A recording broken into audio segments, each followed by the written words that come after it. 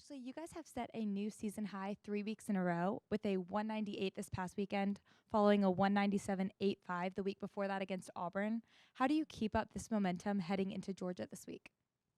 I think we keep the momentum by focusing on the little details, and we've done that week after week. We really look and analyze of the things that went well, and then we look and analyze at the things that didn't go as well and what we can do to improve on those things. And by staying in that process and staying focused on the things that we can control, I think that's why we're able to make the progress that we've been able to make week after week.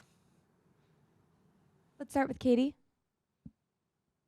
Hey, Ashley, I know we talk a lot. There's obviously no offense and defense in gymnastics, so you can't control what the other team does. But you were, a part of the Alabama-Georgia rivalry when it was kind of at its peak under both, Sarah and Suzanne. How much is this rivalry in gymnastics kind of good for the sport? And I guess kind of now that you're on the other side coaching in it, what does it mean coming up this week?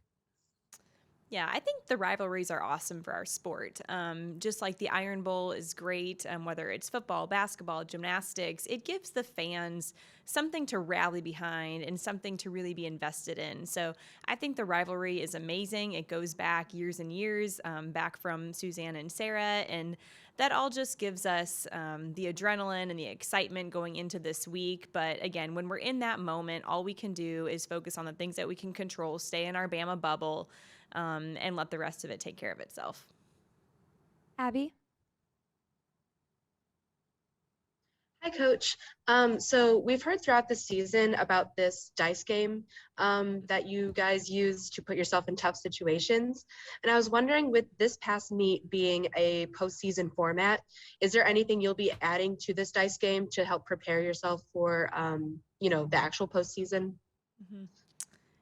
At this point, we haven't added anything, but our current game kind of covers all of those different environmental factors that present a bit of a new challenge when we get into postseason. So for this last week, we have this thing called a loud set where the arena is just crazy energy. You've got fight songs coming from all different SEC teams, all different Big Ten. And so we kind of filled our gym with that type of energy where there's a lot of distractions, there's a lot of different things going on. And we use that to our advantage on Saturday night and kind of challenge the girls of, hey, just another loud set. And so I think it sort of poked fun at the fact that it was an intense moment, but they were able to just step into it with a bit of a competitiveness, but also a lot of joy and a lot of fun.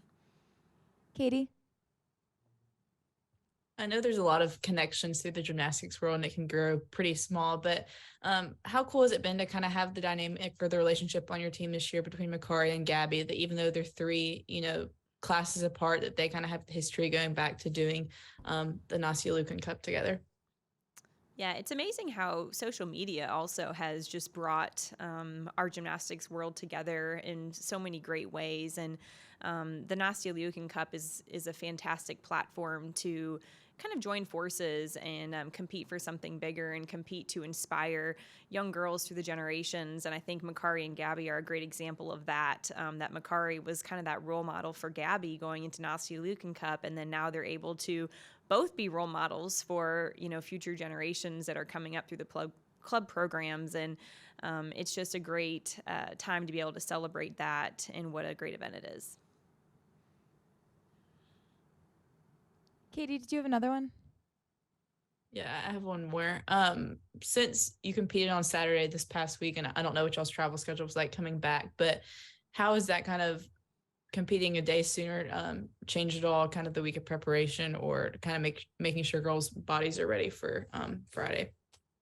Yeah, this is definitely a quicker turnaround for us. And so we're being very mindful to let their bodies rest a little bit, let their minds rest. Not only is it a physically demanding time of the year, but it's also mentally really taxing. There's a lot of stuff going on with academics, a lot of tests that are happening at this time of the year. So it's really important that we allow them that time to rest and recover so that they really feel at their best on a Friday night.